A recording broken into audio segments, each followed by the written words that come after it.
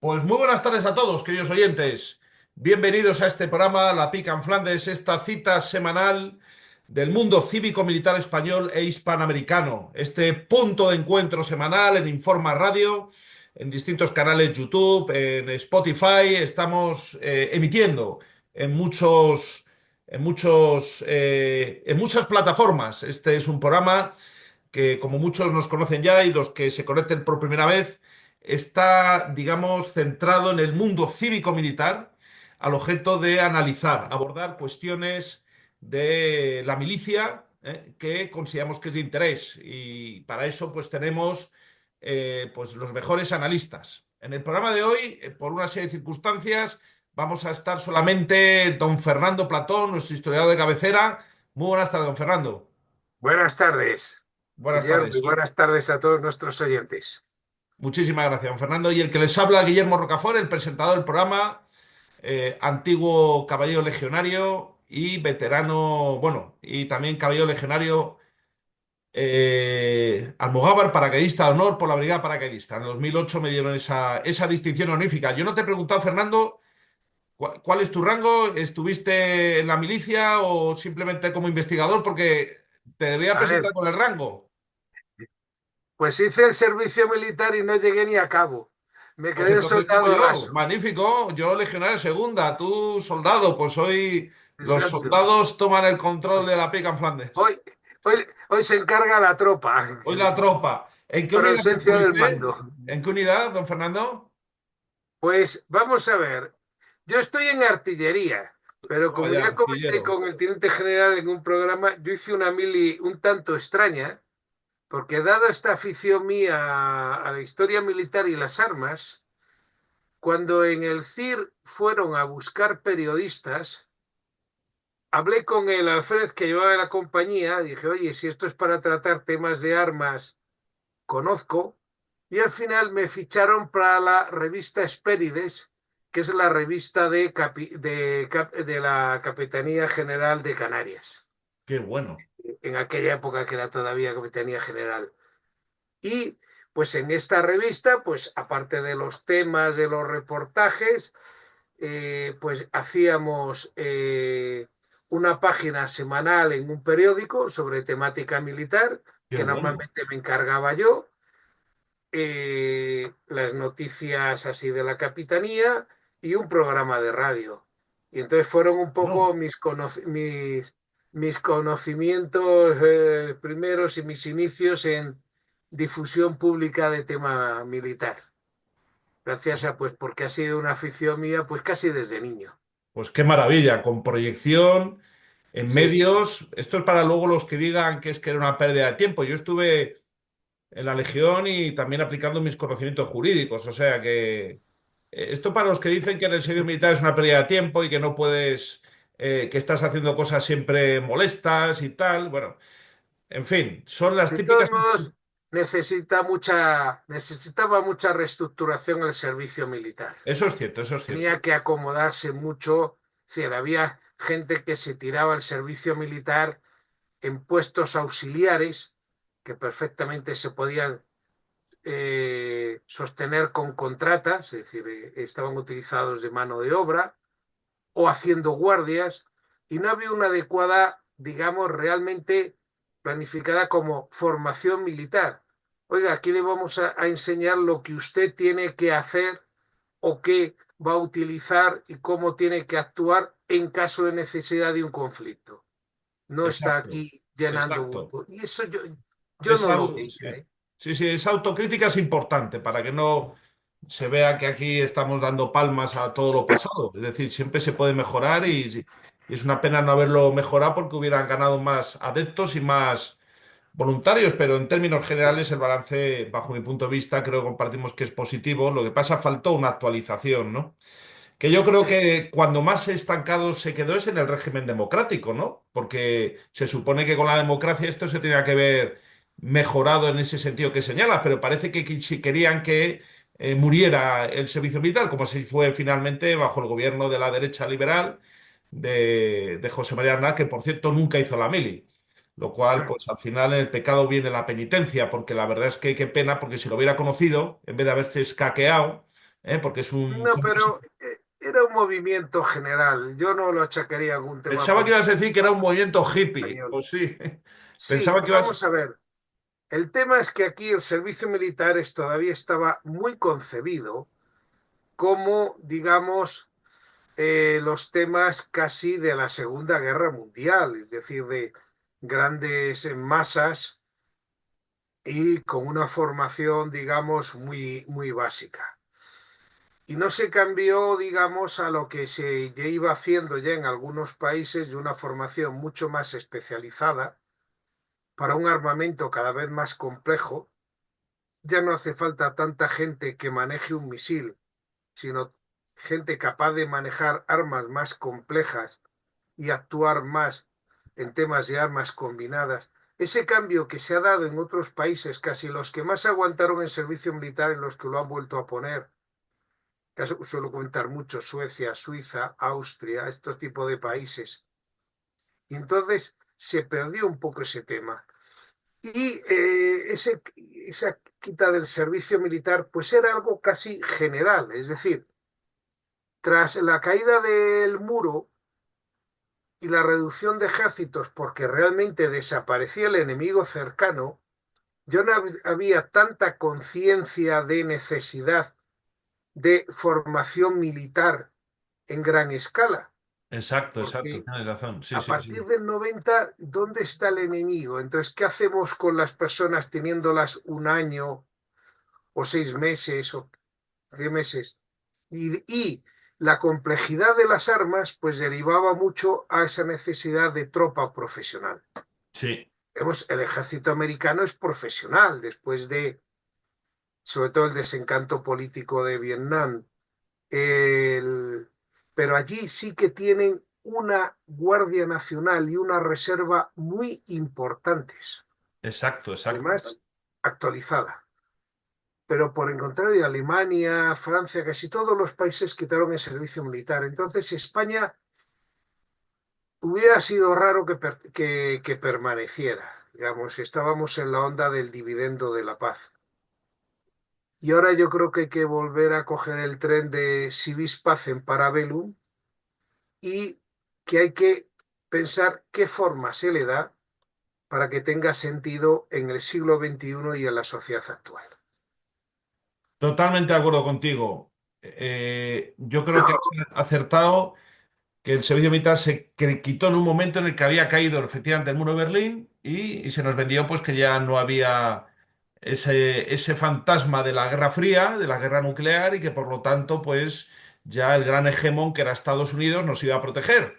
Pero ya hemos visto que el gran hegemón se ha disuelto como un azucarillo y hay otros polos como Rusia a las puertas de Europa, como China y como otros ejércitos muy importantes, ¿no? Entonces, bueno, pues al final qué pena que no haya habido esa adaptación. Yo siempre se lo reprocho a los políticos, a los cuales, pues siempre con sus medidas populistas, en este caso el Partido Popular ofreció la retirada del servicio militar como una moneda de cambio con el gobierno de Pujol, bueno, con Jordi Pujol cuando le apoyó en el año 96 en el pacto del Majestic. Si se cree en el Partido Popular, que nos vamos a olvidar de lo que para mí fue una traición del Partido Popular, pues están listos. Y así fue.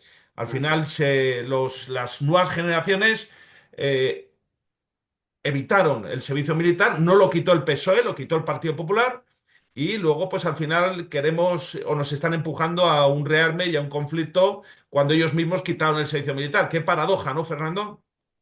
Sí, pero es que el mundo ha cambiado. Analizar los mundos con otras perspectivas, igual que había que situarse en los 90 y en esa falta de enemigo, porque claro, Rusia en los años 90, en la época del gobierno de Boris Yeltsin, era casi medio un aliado. Es decir, no Exacto. era, había otra situación muy distinta.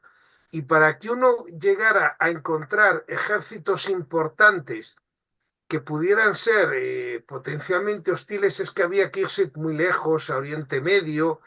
Era, era complicado que Europa se viera amenazada. Pero eso era un mundo de hace 35 años, incluso cuando se quitó la mili de hace 25. El mundo actual es distinto. Si algún día hiciéramos un programa comparando Pues no ya Rusia, nuestros vecinos del sur, los que pueden ser más próximos, cómo eran los ejércitos de Marruecos, de Argelia, eh, en, eh, en los años 90 y 2000 comparado con el armamento y la capacidad que tienen ahora. Porque ellos han crecido, mientras que nosotros nos hemos reducido militarmente, ellos han crecido mucho y ahora, claro, pues ya no son países que podíamos pensar en tan aliados y que tengamos a lo mejor que no cuidar el estar alerta, porque no olvidemos que además de este crecimiento de ejércitos son países que en su momento pueden tener una deriva islamista. En Argelia tuvo una guerra civil propia. Marruecos está contenido, pero está contenido porque hay un control interno muy fuerte.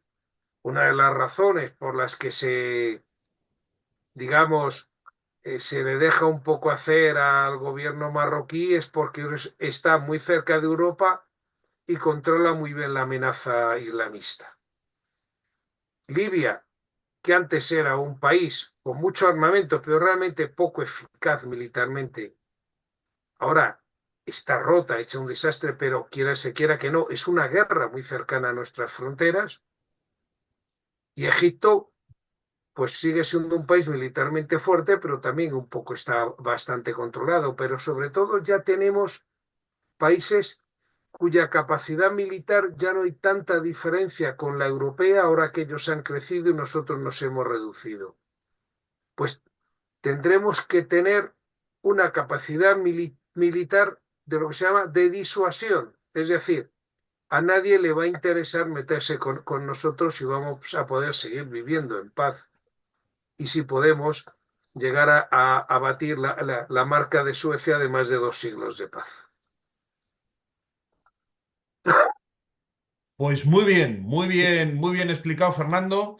Y en este sentido, precisamente en esta primera parte, vamos a continuar disfrutando de tus explicaciones sobre un caso de estudio que ya nos planteaste inicialmente hace unas semanas, que es los ejércitos chinos. La verdad es que hay un gran desconocimiento, hay una sobreexposición del ejército ruso por la cercanía, por la cuestión de Ucrania.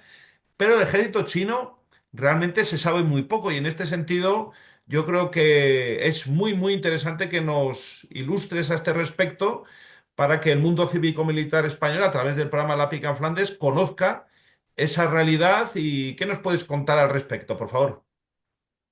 Pues sí, yo creo que es un tema interesante porque se habla mucho de la amenaza china, de por qué Estados Unidos está tan preocupada por China, y no solo económicamente, sino también militarmente. Y ya en el primer programa hablamos de cómo, digamos, esa capacidad y esa potencia económica permitía y suponía la posibilidad de tener una mayor capacidad militar. Realmente decir, la capacidad militar está muy ligada al dinero. ¿Y por qué le preocupaba mucho a Estados Unidos? Porque Rusia le preocupó mucho militarmente por su capacidad militar, pero al mismo tiempo la concebía débil en su capacidad económica. Y de hecho fue el talón de Aquiles que hizo caer a la Unión Soviética la capacidad económica para poder seguir el cambio tecnológico militar americano. Exacto. Mientras que en cambio China es una potencia económica y por lo tanto tiene músculo financiero para desarrollar una capacidad militar y mantenerla. Y eso es, digamos, lo que preocupa mucho y por eso ha buscado cerrar mucho el grifo de tecnología militar. Y pues un poco el primer programa hablamos mucho de ese tema económico. Ahora quizá ya podríamos entrar más en lo que es un poco el material y la capacidad bélica china, porque los chinos están lejos y son pues muy herméticos. O sea, China da muy poca información, mientras que los rusos alardeaban mucho, vendían muchas armas y distribuían mucho a todos los países. China, en ese sentido, restringe más la venta de armas, vende a muchos países, pero no, digamos, tan ferozmente como Rusia. Y además, como cosas curiosas, en los comienzos del desarrollo chino, en los años 80, estaba la guerra Irán-Irak y había un embargo de armas tanto a Irán como a Irak porque estaban en guerra. Resultaba divertido encontrar muchos que decían que si Estados Unidos estaba armando a Irak u otros, cuando realmente el que estaba vendiendo armas y a los dos era China. Así, ambos para no correr riesgos. Y lo cual, por un lado, a Irán le permitía armarse y a Irak le daba armas que, como eran muy similares en aquel tiempo a las soviéticas, pues era capaz de usarlas fácilmente y se camuflaban con los suministros rusos. Pero de hecho, no había armamento americano en Irak. Como tema divertido en aquel documental al que le dieron el Oscar, eh, si alguien lo recuerda, Bowling for Columbine, aparecía en un momento una escena donde comentaba los temas de ventas de armamento americano a un Irak en guerra, mostraba unos vehículos y eran blindados BMP-1 rusos. En fin, no tenían buenos asesores en el documental. Ujú. Bien, pues ahora ya centrándonos en cómo ha cambiado el armamento chino, diremos que el armamento chino está teniendo un cambio radical, sobre todo en tecnología y renovación. No ha crecido en armamento porque tenía muchísimo, tenía montones de aviones, montones de tanques, montones de todo, tenía montones de hombres, pero digamos todo era el material ruso antiguo, fabricado en China, bajo licencia, pero ni siquiera, digamos, el último material ruso. El carro más típico chino, el T-59, era una versión del T-54 ruso de finales de los años 40, es decir, esa situación. Y entonces lo que está haciendo es sustituyendo ese armamento antiguo por armamento nuevo, ya con muchas mejores capacidades. Capacidades sobre las cuales, bueno, pues se tiene alguna información, pero donde, digamos, casi todo el material moderno chino, podríamos decir que no está probado en combate. China no ha participado en ninguna guerra desde cuando atacó a Vietnam, yo creo que fue a comienzos de los 80, digamos, cuando trató de invadir Vietnam y resultó un fracaso. Los vietnamitas, que estaban muy bien adiestrados en guerra con los franceses y americanos, les dieron pal pelo en un terreno bastante difícil como son las selvas del norte de Vietnam. Y esa es su única experiencia bélica desde la Guerra Civil del año 49.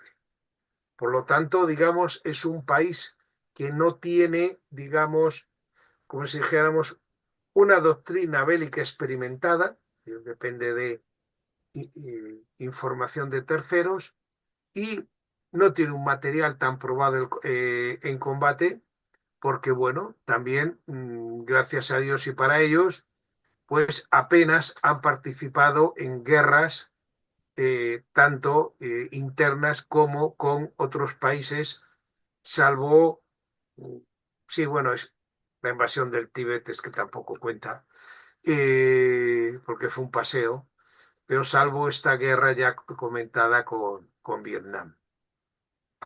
Entonces, siguiendo un poco aquel esquema de que hablamos, cómo era China cuando empezó a gobernar Obama, cómo era cuando empezó Trump en el primer mandato y cómo es ahora cuando ha empezado el segundo mandato. Pues en primer lugar, en lo que es más importante ahora, que son las fuerzas estratégicas. Si acudimos a al año, digamos, 2000, cuando empezaba a gobernar Obama, no, 2008, perdón, eh, ahí tendríamos que China tenía en misiles estratégicos 806, de los cuales solamente 46 eran intercontinentales, de largo alcance, es decir, más de, digamos, 8.000 kilómetros, eh, 8.000 kilómetros. Mientras que misiles de alcance intermedio tenía 35. Estos son los que su alcance está entre 3.000 y 5.550, y la mayoría realmente eran misiles de corto alcance, es decir, menos de 1.000 kilómetros, tenía 725, que básicamente pues eran versiones chinas del famoso Scud ruso. Como importante, entonces, además, digamos, tenía su primer submarino, tenía tres submarinos con capacidad de lanzar misiles balísticos, dos muy antiguos y solamente uno de la nueva clase Chia que acababa de poner en servicio, con capacidad de lanzar misiles balísticos modernos.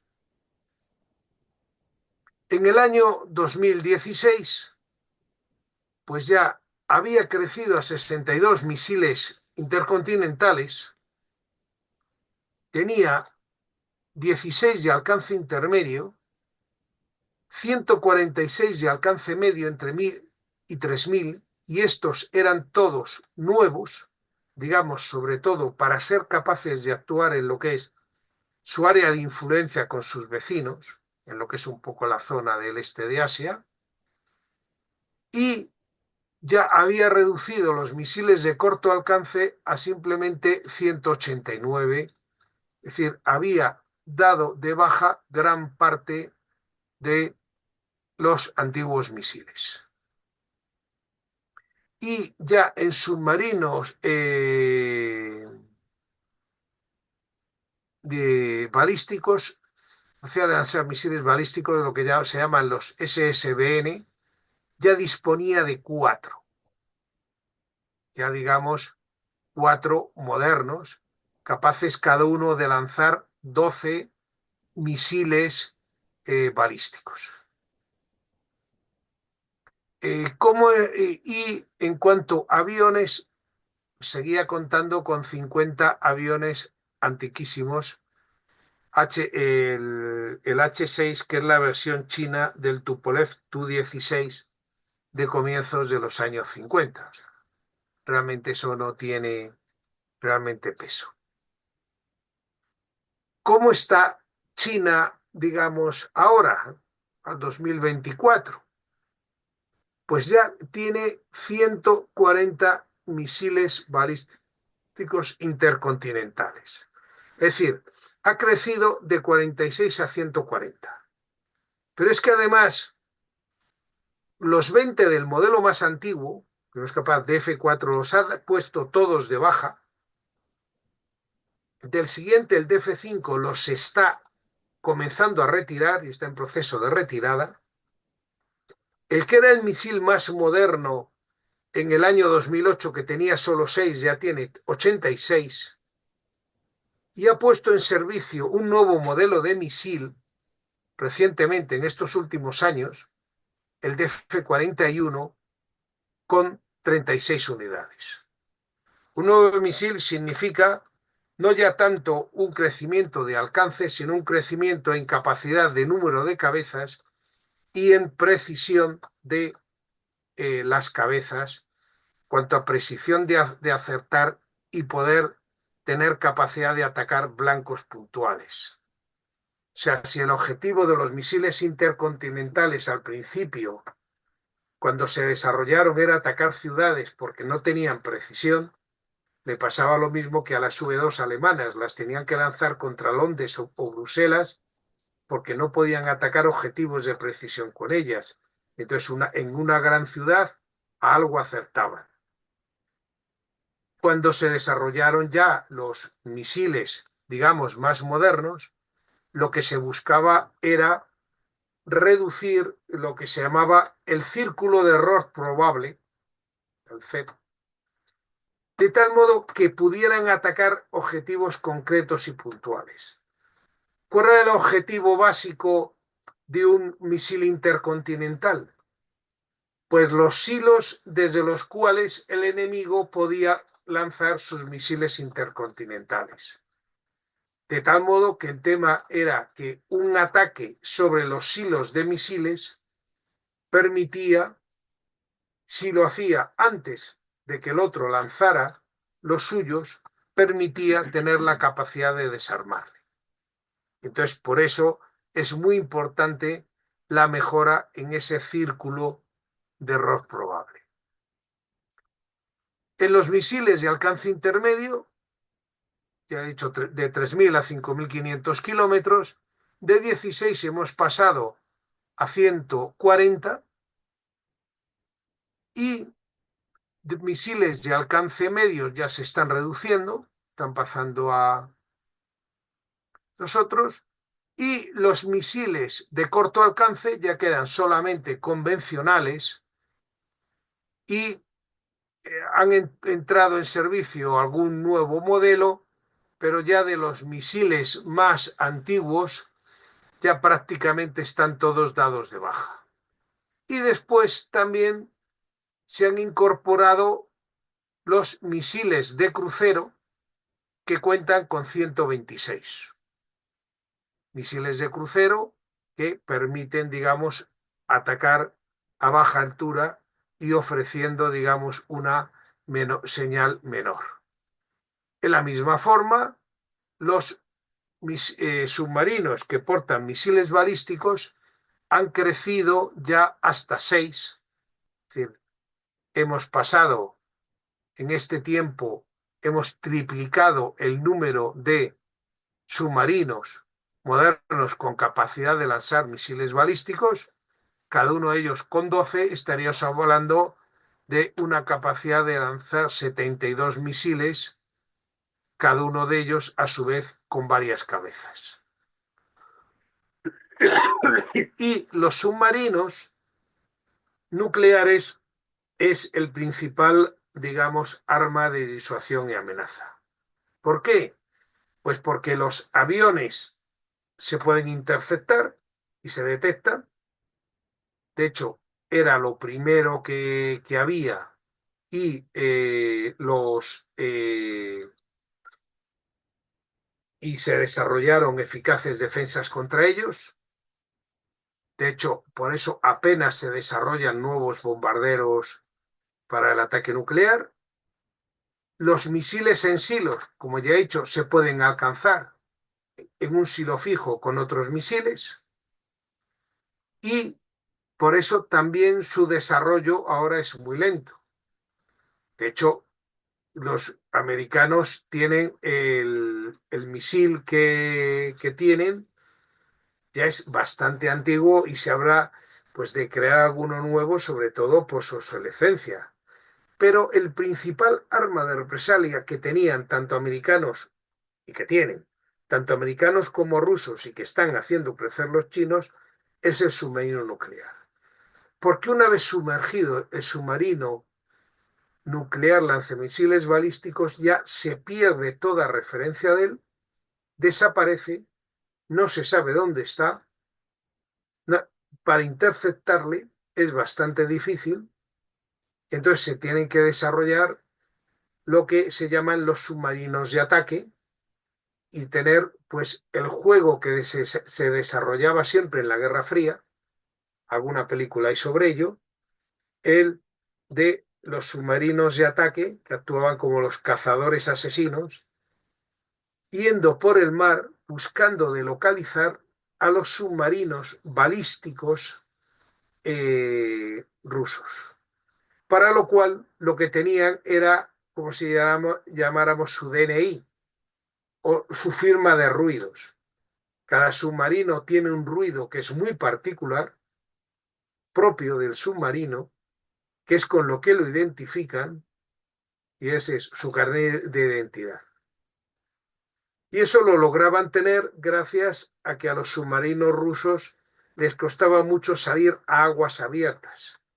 De hecho, las únicas bases en donde podían salir a aguas abiertas, estamos hablando de la península de Kola en el mar Ártico, en todo lo alto de Europa, o de Petropavlovsk en la península de Kamchatka, allí también otro sitio muy agradable y muy apetecible, sobre todo en invierno. Los chinos tienen el problema de que todos los mares de China, todas sus bases, para salir también a mar abierto, tienen que salir a través de pasos estrechos entre islas y donde, por tanto, se les puede llegar a identificar los momentos en que salen y cuál es, digamos, su carnet de identidad. Y entonces, esto es lo que tenemos un poco del crecimiento.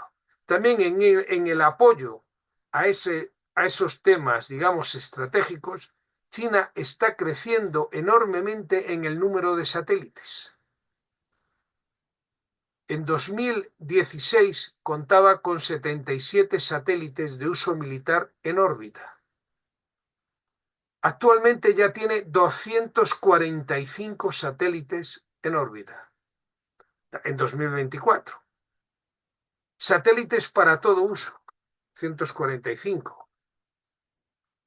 El balance militar los descompone en que 11 son para comunicaciones, 45 para navegación, o sea, para contar con su propio GPS y no depender del GPS americano, 8 para meteorología y oceanografía,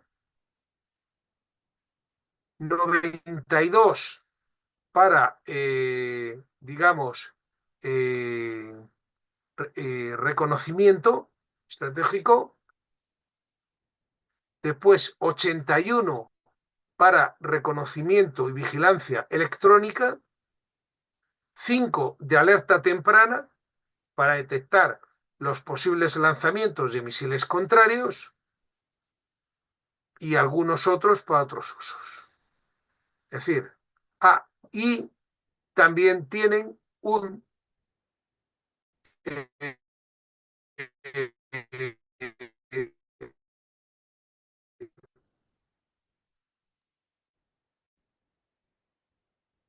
A ver, estamos teniendo...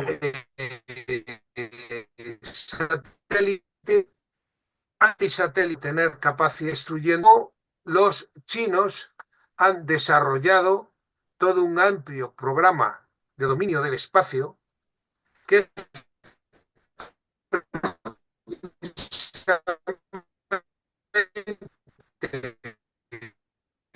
Voy a la aplicación. que tiene que comentar algo sobre estos aspectos, Guillermo. O me parece, Sí, creo que tenemos algún problema de... aquí Ah, estoy. Hemos tenido un problema de conexión, pero ya se han solucionado. La verdad es que ha estado estupenda tu exposición, Fernando, y la verdad es que seguro que nuestros oyentes lo van a agradecer todo lo que es los aspectos relacionados con los ejércitos chinos, la progresión que ha tenido, en qué armas se están concretando. La verdad es que lo has desarrollado de una forma magnífica y la verdad es que no podíamos tener mejor primer parte del programa de hoy que ponernos al día de esta cuestión y estoy seguro que seguiremos disfrutando de tu sabiduría y de tus investigaciones al respecto. Ya te podías reenganchar, ¿eh? Como analista militar, la Junta, el Estado Mayor de la Defensa, en vez de ahí a tanto comisario político que hay, ¿eh? Que estuvieras ahí informando al respecto, porque la verdad es que hace falta personas de tu categoría y tu talento y conocimientos, igual que la de, por supuesto, nuestros generales que debían estar siempre en activo, en mayor o menor medida. Bueno, dicho lo cual, vamos a pasar a la segunda parte. Por favor, sigan con nosotros que intentaremos estar a la altura.